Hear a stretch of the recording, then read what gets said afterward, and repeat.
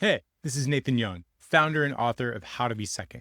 And this is 1 Second, a conversation between two people with wildly different identities, reacting raw to questions from people like you, and exploring how we are different while embracing that we're better together. In our vernacular at How to Be Second, I am a second, and my co host, Mondo Davison, is a natural one I see. Nathan, our last episode was so dope. I actually just listened to it yesterday on a walk and I was just feeling real inspired. And there was one thing in that conversation that you said, and I was like, I don't actually have an internal definition for what that means. So let me just ask you the question. In the last episode, you talked about an opportunity creator. And you were like, Mondo, like you're an opportunity creator. And I would like, as Nathan, to be an opportunity creator. And I was like, Hmm. that's an interesting statement. One, I guess I just answered, are you an opportunity creator? And you just told me, like, maybe kind of sometimes. But two, like, Yeah. what is it? Like, define that for me and help me understand what an opportunity creator is to you. I love this question mostly because I am struggling to understand it, right? So, as a second, I've spent a lot of time around. Um, actually, let me stop. Let me go all the way back up. Executive communication style. Answer first, context second. The answer is someone who asks for help without a plan. That's the answer. That's what an opportunity creator is. You and I have talked a bunch of times about, so now context. You and I have talked a bunch of times about like how a one, right? The one I see, what their standard thing is, first of all, is to have enough ego from somehow to believe that something can be true in the world when it's not. Like, for what reason? No idea. Maybe no reason. Because, Yep. right?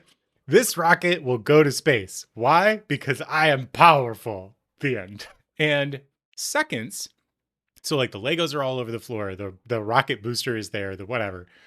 And seconds are like, oh, there's Legos on the floor. Like now I come in, I organize all the Legos. Like now everything can get done. I make sure that the rocket booster can stay strapped to the actual rocket so that it can make it to space so that we can do all of this, right? So like I harness that energy.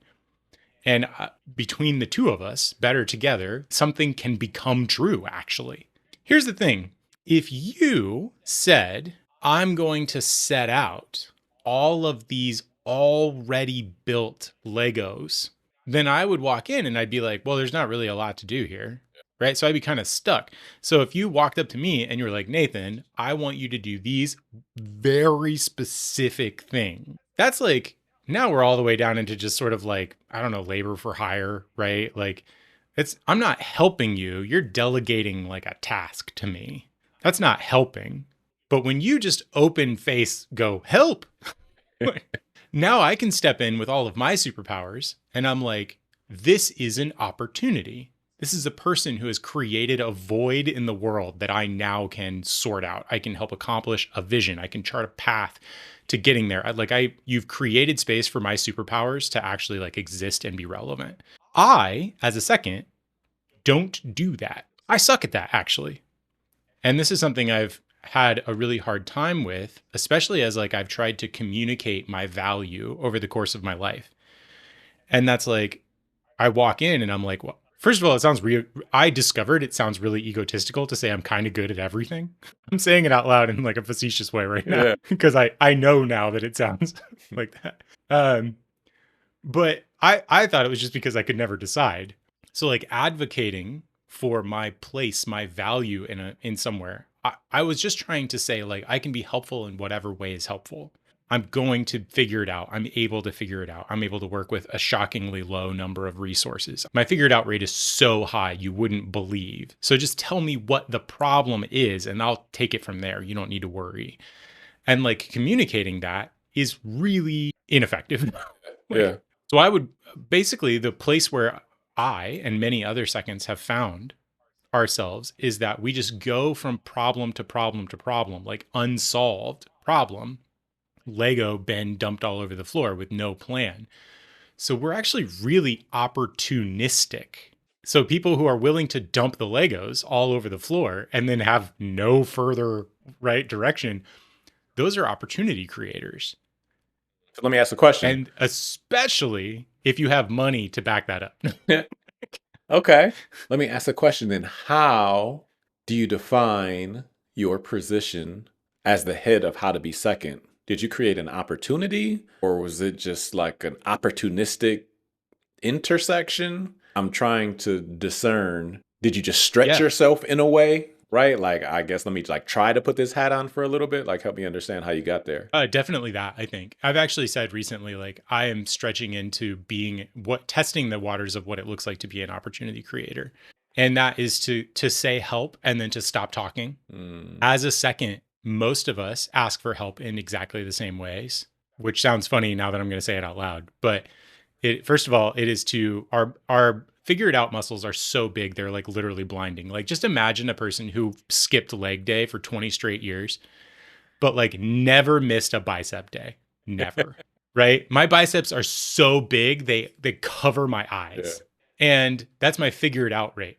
I genuinely believe, and I have a lot of proof that I can figure anything out. I also have this deep risk aversion that I navigate the world with. Like, the combination of these two things makes me not an opportunity creator. So I tend to ask for help, first of all, way too late, because I believe I can figure it out. So like, nothing is risky because I'm relying on myself and I believe in myself more than anything else. And not in a one I see way, not in like a what I perceive as an egotistical way. It is egotistical, obviously, but so I believe in myself deeply, and I don't tend to ask for help until I'm already like all the way up the creek, like in crisis, because I have failed to figure it out. That's when I ask for help. And I'm not willing to admit that until really far into the game. That's super And interesting. then, hang on, let me add this one more piece. I'm almost there. I'm sorry. So we ask for help really late. And then once we get there, we're asking for help to solve our plan that we just failed at. So we're not asking generically for help.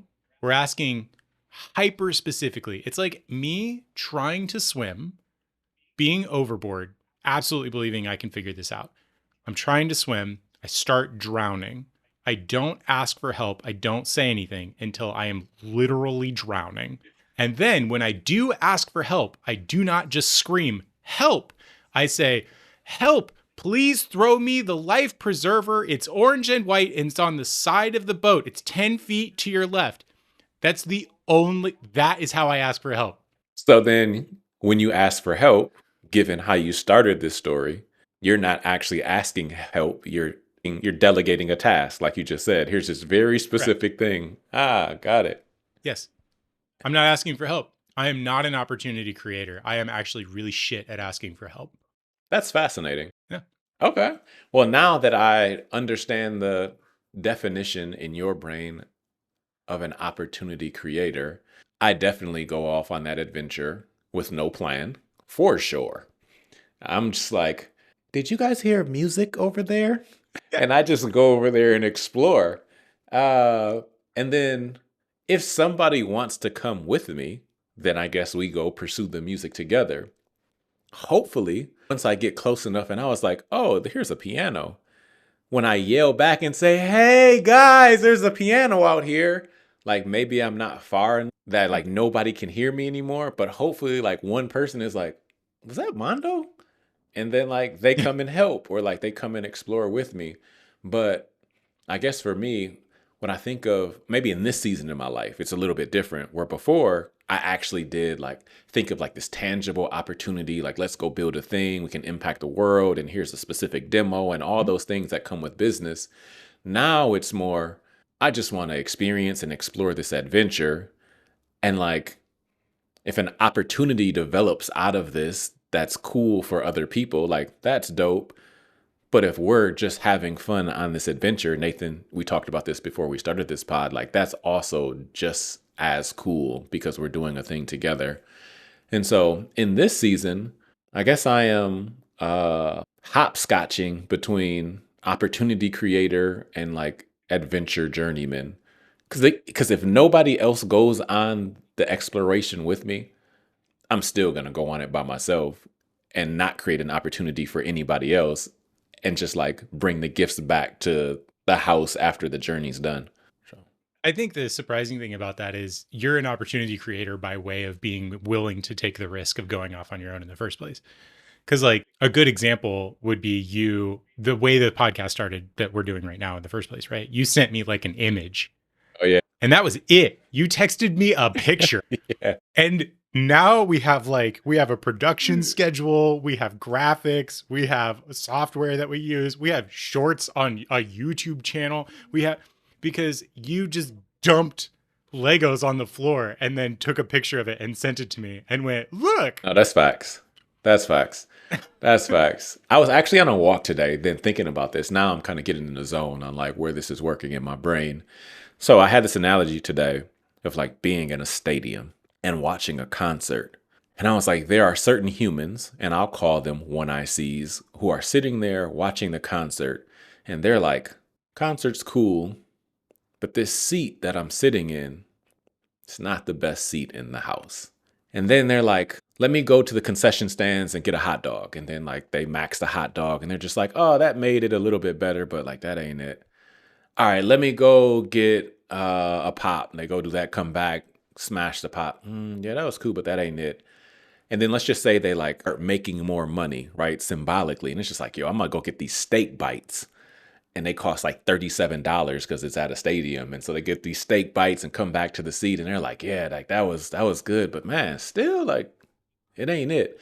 And you see how this is unfolding, and eventually you get some lick, and then now you're like turned up, but like still like it's fleeting.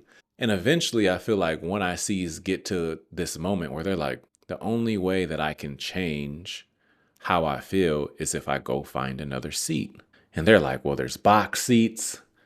There's the front row, which is like vested like into the, performance. There's like a seat on a complete other end. And you're like, if I sit over there, maybe I can see it at a different angle, whatever, right? And I would say the one I see always ends up leaving and going to explore the stadium to find another seat. But there are so many humans who do not. But the reason why they don't get up and go explore that other seat is simply because they don't want to leave the other people that are around them, because it's their brother or it's their dad or it's their kids or it's their spouse or it's their whatever. And I would say that that one I see is like, I have to leave this environment to go explore this unknown position. And then when they get there, they're like, oh, there's some seats open up here. Oh, this box seat has more spots than just for me. And then you go back and try to pull the people that you love to come with you. And I guess I'm saying that because like that opportunity creator piece that you're talking about, it's literally like, let me go find a different seat. And then when you get there, they're just like, oh, there's other spots that Nathan can participate, or my other bestie can, or my cousin can. And it makes life that much more enjoyable. So I'm with you. I think so. Yes, you're triggering something that I've said for a while, and that is like, because I didn't have words for this until only a few years ago. The reason I even came up with this phrase, opportunity creator, I was saying opportunity generator for a little while, because I was thinking of it specifically like in a business context. I was doing so much networking, and I still do a lot of networking, but I love meeting new people. I was having all of these conversations with people who were like looking for jobs, and they were also having tons and tons of like this generic advice that you get about like, oh, go do networking, or jobs don't come from applications, which I think is pretty accurate statistically. But they would be just networking their pants off, and they would be like, oh, I met 30 people this week. And I would be like, great. And I started asking, like, how many of those people do you think are actually opportunity generators? How many of those people will ever create a space that you have the chance to raise your hand for? I'm not saying make a space for you. I'm saying make a space that you could take a shot at. And they were like, just the concept was so strange. But again, as a second, that was like, it was deep set in me to be like, there is no value in my time to go meet somebody who is like on staff somewhere. Like, why would I do that? They can't possibly give me a job. I could potentially make friends with them if we have some sort of common interest. But like, why would I just generically meet people? They'll never be in a position of being an opportunity generator whereby which I could raise my hand and jump in. Now, clearly, that's not totally accurate. but it held in the majority. Yeah. And so I started asking them, like, how many people did you meet that were opportunity generators that were going to try to force new reality into the world? Thereby, what you just said, they were going to be like dissatisfied with the seat they were in, go on a journey, and thus create either space around them on the journey, or they were going to land somewhere new and have space around them. And you, by being in proximity of that person, were going to get a shot at raising your hand to be like, wait, I want one of those. Yeah. And I was like, you need to stop all of your networking, and you need to only spend time around people that you can identify as opportunity generators. And since that, I still hold to that, by the way. Like, if you're looking for a role, networking is so great. Sure, great. Network your little heart out. It's fucking great. You know how you're going to find a job? You're going to get near an opportunity generator. Some HR leaders are opportunity generators, but actually most HR leaders are not opportunity generators. The people who are opportunity generators are the people who are making decisions that then HR carries out. And so if you are around, I mean, we all know it. We all know it. If the CEO says yes, everybody else does that shit. So like, right. So you need to be near opportunity generators. No, and job boards are just like they're like a gumball machine for generating opportunity, right? Somebody already figured it out and then they stuck the gumball in the machine. Sadly, what we have discovered is there are no prizes inside of that. Turning that machine is a fool's errand. Anyway, so this idea of like, wait a minute, what does it look like to be an opportunity generator? It was originally, it was very tied to the concept of getting money, right? Because that's why I was having the conversation. And then I realized this is like a thing. Like, being an opportunity creator is like, you can't do anything new in the world unless somebody leaves their seat and makes open spaces and goes on a journey. And suddenly there's an opportunity. Yeah. Like, yeah, if you go, It's created. Yeah. Wow. No, you're spot on. If you go, if And somebody so- goes and seeks it, like Yeah. it will be there. So eventually, Yes, inevitably. that. Right. Because how do all of these companies and how do all of these organizations get built in the first place?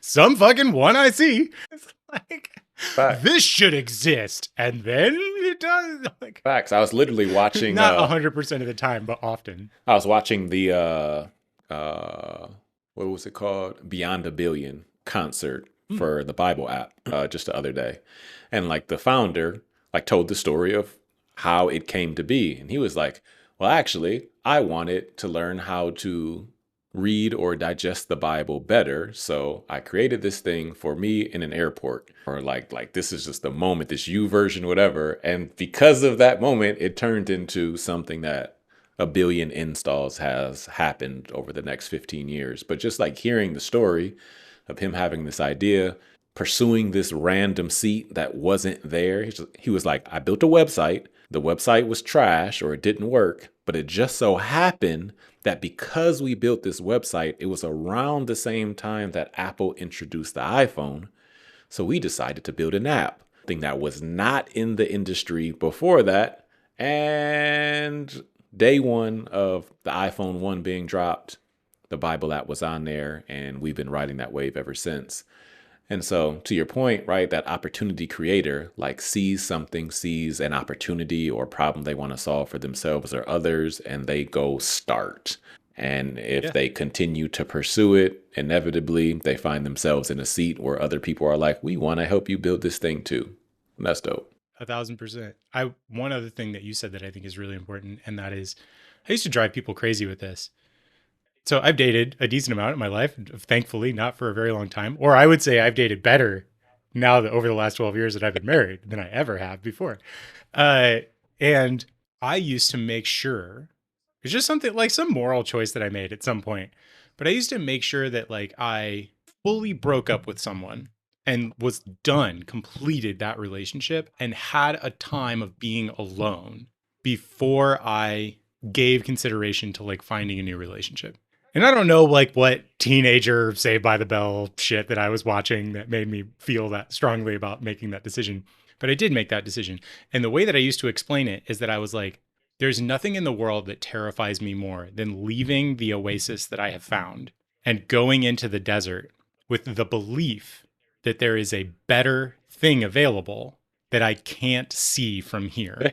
It is horrifying to me but I have the chutzpah to do it. I'm willing to do it. There's nothing more miserable to me, but I'm willing. And so I would say that all the time. I am not good at this, but what I am is willing. And what you just said about like leaving the seat and going to find the new seat just remind me so deeply of that choice that I made then.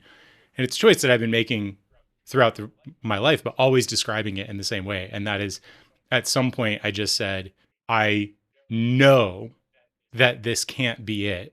And though I am terrified, I am willing to go into the desert and be lost and alone for a while. I am willing to risk death, even though, and that is what I feel like I am risking. I'm not risking like getting parched or making it, like, I'm like, no, I might die. And I'm willing. Yeah. And every single time I have ever done that, I have found a bigger space. Now, that's not to say it's always a good idea. Like every time I've ever done that, I've found a bigger space. Actually, probably that's a lie. I've probably done that a bunch of times and like not found a bigger space, and I've just wiped those out of my memory. Let's just throw those away. Let's not talk about that. Let's just forget. Let's forget the girl that you broke up with, and then you were completely alone, and then you were alone and miserable for however long, but you knew it was the right thing to do, and then you found your wife, and let's call that a success. And let's be done. Happily ever after. That's that. Yep. Happily ever after.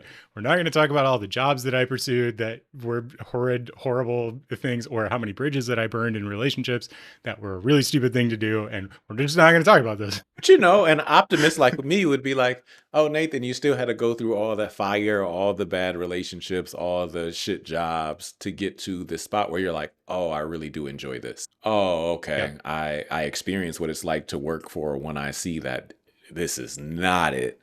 And there are so many things that could have been worse that I wasn't even aware of, but now I have that awareness. So like my antenna is tuned to what works for me and what doesn't. I am curious. We've talked about this for a while. You said sort of where you are in like taking this adventure, but before I move on to the next thing, I do want to ask you, like, now that we've spent a long time defining what an opportunity creator might be, as you look back over your life, would you go, yeah, I guess by your definition, I would fall into this category? Oh, for sure. And do you know other people like that? For sure. I would say that I was doing this Bible study. I do it every Wednesday. And we were reading, I think was it Psalms 107 maybe? And in it, there was this section that talked about like going out to sea and like these merchants experiencing like the power of God out in the sea or whatever. And it's just like ships and all this, whatever. I wish I was good to just be like, oh, here's literally the words that was said. But that's not how my brain works. Yeah. But anyways, I'm on this call with a bunch of different entrepreneurs. And I'm like, the symbolism of this is like entrepreneurship, right? Like just going and exploring that adventure that is vast, right? Like you said, desert, but like biblically, it's like it could be the desert or it could be the sea. And all of us like resonated when like that came up in the space. We were like, yeah, like we all go and we explore this thing, and then things get really hard and it becomes unbearable. And inevitably, we either follow our ego and we say we can do this all by ourselves, and inevitably we crash and burn, or we ask for help. Like we ask God, like, please save me, because I'm going to die out here and I'm going to kill everybody with me if I continue on this path. And so to answer your question, I would say that my entire life up to the previous almost 4 years now, I was the captain on the ship who would go explore those seas or whatever. Like I left colleges to go to different colleges. I left relationships. I did different businesses. I've left everything, right? To be like, there has to be something new or better. But every time I did it from a place of ego, and I wasn't following God's guidance, nor was I asking him to guide me. And so moving forward, I believe that the type of human I am looking for or I am seeking are the ones, or the one I sees, who are willing to risk shifting or going on that adventure, but they're doing it from the Spirit of Christ, right? They're like, yo, I really do feel compelled that God is guiding me to move from this box seat to the front row. I have no idea why. It's not of my own choice because this box seat is comfortable, but I just feel like I have to go do this thing because God built me to do this thing. And so, man, for any of the one I sees out there who feel that about themselves, or if you are a second listening to this and you're like, oh, that's my one I see, or I know somebody just like that, like those are the humans that we're going to be looking for Second Seat Foundation, right? Because I feel like there's something about that community, that type of human who is going to be guided by the Holy Spirit in a way that, I don't know, it's just going to make the story like that much better because then all the glory goes to God. None of it, there's no way moving forward I can be like, yo, Nathan, I did this, bro. Like, I can't even say that anymore because like I've been humbled so much. I'm just like, oh yeah, that was all God. And so I don't know if that answered your question fully, but I've been that person and I believe that I evolved into a healthier version of that person. And so now all the opportunities come from the glory of God. I think you just, I mean, I think you just defined incredibly well, actually. Something I said to someone the other day, I'll say this and then I'll put this thing down because I'm like, yes, yes, that. I said to someone the other day, I was like, you know how I ask God for help? I pray exactly the same way as the example earlier. So I'll be like, oh God, I'm really struggling, like, blah, blah, blah. It would be really awesome if you could help me with some rent money, like whatever. And God is like, well, you asked for help. And if you had stopped talking, I was thinking I could grant you eternal life. I was thinking I could put you on a different planet. I was thinking that I could invent a new species that you could care for.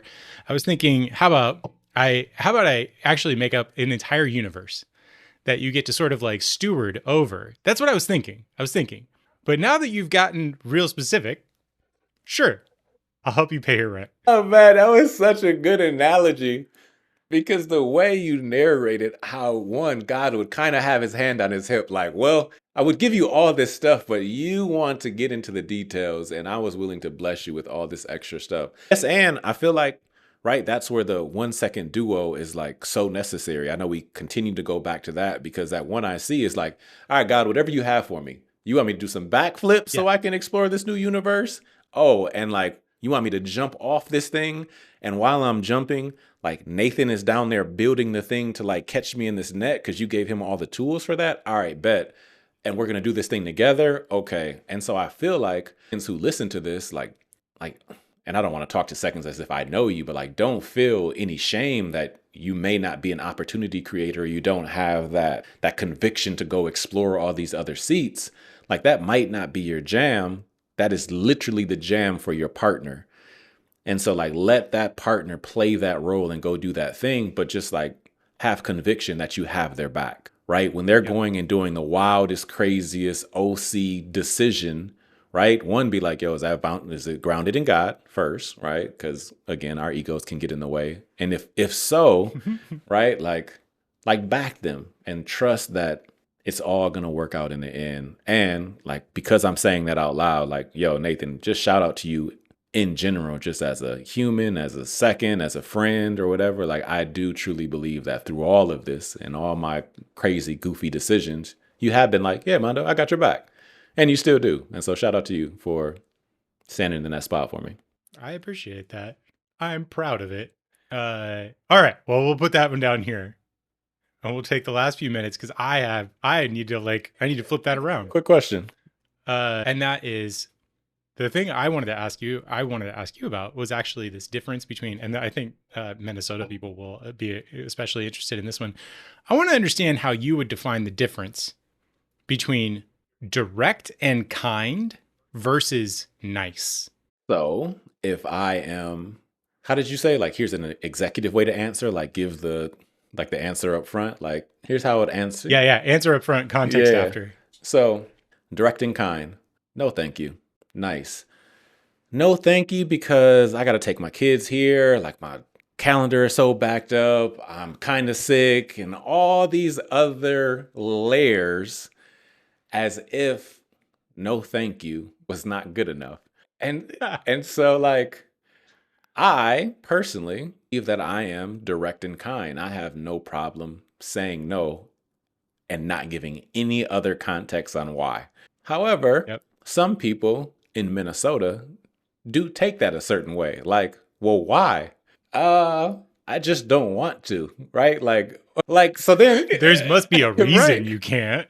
So then Yeah, I don't feel like it. if you then ask the follow on, and then I just say respectfully, like, I'm not interested in the thing that you're doing, too often that is received as like, well, Mondo's an asshole, or he's a dickhead, or he's like, and so I think that that direct and kind for too many people, just the shortness of it and the consolidated, just like let's just get to the point and like move to the next thing because there might be something else. Like if you ask me something else, I might be super excited, like yeah, that thing, as Yeah. opposed to like sitting in and stewing in the reasons why this first thing that you offered me, like I didn't take it. And so there's definitely something around like being too overly nice and a people pleaser and all those things that I feel like many humans have to get over. Yes, and on the flip side, like that doesn't mean like be a grouch, right? Like direct and kind actually does mean be kind. Like a relentless, just like every time you speak, you just make everybody cringe because like you're just wicked with your words, right? So I don't know if I answered you fully, but just for me, it's super simple. Yo, direct and kind is just that. It's direct and kind and just honest and transparent. But then when the why comes after that, that's when it gets muddy and people typically don't like the answer if somebody is just being honest. And kind of to your point earlier about relationships, like I've had this many of times in relationships where somebody would ask me something and I would answer like very basic and clear, and then they want the context, and I actually say like, are you sure you want me to give you the details about this because you're probably not going to like the words that I say? But like that's like really a setup, right? Because Yeah. never does somebody say, I don't want to hear this juicy stuff that you're about to say, right? Yeah. Yeah. And then I deliver it, I think, in a direct and kind way, and it turns into like, you're so arrogant. I'm like, what? Yeah. What? So, anyways, let me. Right. You just invited all of these words. I think your answer is the answer how you react to this question is how I am trying to lean into this question. I think I think I have been very direct and I was harsh, direct and harsh. And everyone else was being nice, indirect. Everyone else was being nice. So I really like the way that you said that about like direct and kind to saying, no, thank you. Done. I was not I was not kind. I was direct, but I was harsh. And I really believe that part of the reason I want to give myself a little grace, give younger me a little grace, and that is so many people around were being nice that by the time that I felt like it was my turn to answer, I was so frustrated that I didn't have space for kind anymore. Yeah, that's real. And yeah, like the gap going from nice to direct uh was like I had to leave kindness behind and just get harsh Yeah. because I felt like I needed to snap people out of what was going on. Mm. I feel like I still do that with the seconds and how to be second and stuff like that sometimes because I literally say like our figured out muscles are so big they're like blinding us, right? Because occasionally I do get a little uh dramatic, I guess. A little, like I'm kind of trying to shake you, Yeah. right? Like grab you by the shoulders and be like, hey, this is the thing you keep doing. Like, and so I sort of lose my kindness along the way. But a lot of my life, people would look at me and they would be like, hey, you need to chill out. You need to be nicer. And they kept using that word nicer. You need to be nicer. And what I discovered over, oh my gosh, maybe 12 or 15 years of like trying to sand that really actual rough edge. Because I was being harsh, but I lost the directness and like clarity went out the window too. I got a question. And so like yeah, So when I hear you talk, it sounds like this is Nathan in a business environment. Do you feel like you were more than not nice and kind to your wife or nice and kind to your kids? Or do you feel like you had to shave off the harshness in those relationships too? definitely the shaving off the harshness was a me thing. Mm. So yes, always. Hmm. I do think my wife and kids, I mean, just like having those kinds of relationships, naturally you like come to them, or at least I did. You know, you are faced with the choice in a stronger way. There's more to lose. Yeah. And so you have to think about it before you lean on some of those other tools, right? Whereas like in some random conversation at work or something like that, you don't necessarily have those stop gaps quite as powerfully. So, but with my wife and my kids, like definitely the alarm bells would go off. I'm not saying I was never harsh. I definitely was. And I definitely have had to sand that down. And the temptation is still there, especially with my kids, right? Because they're kids, they're children. But definitely I would like to think that I've moved to this idea of direct and kind, and I'm going in that direction. I'm not done, but I'm traveling in that direction now.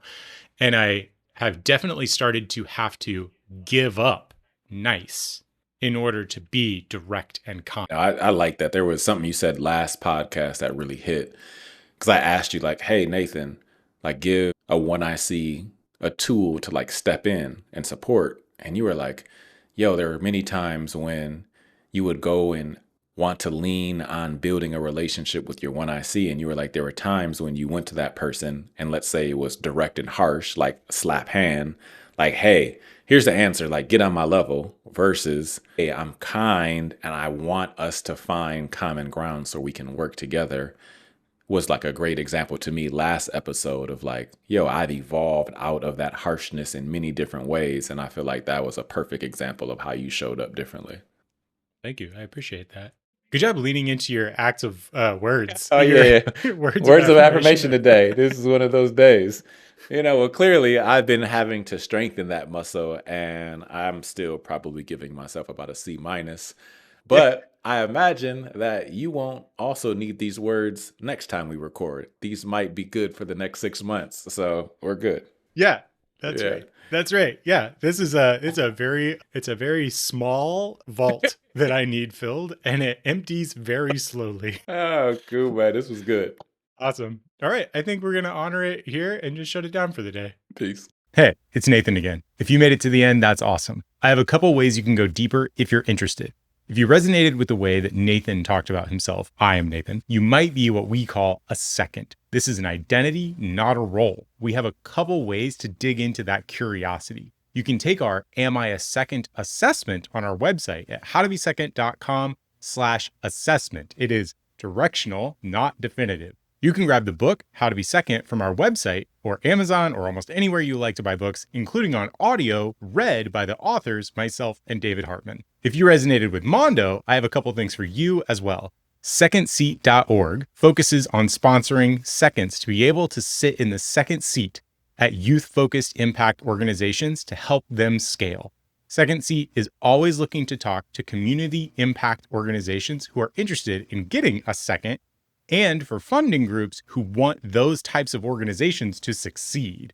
If you're a for-profit, How to Be Second has a matchmaking, not recruiting, service where we make connections between first and seconds, where there's a relationship, energy, skill, and compensation match. Finally, if you're inspired by what we're doing here, you can support How to Be Second at howtobesecond.com/support. Thanks again. I'm looking forward to our next conversation.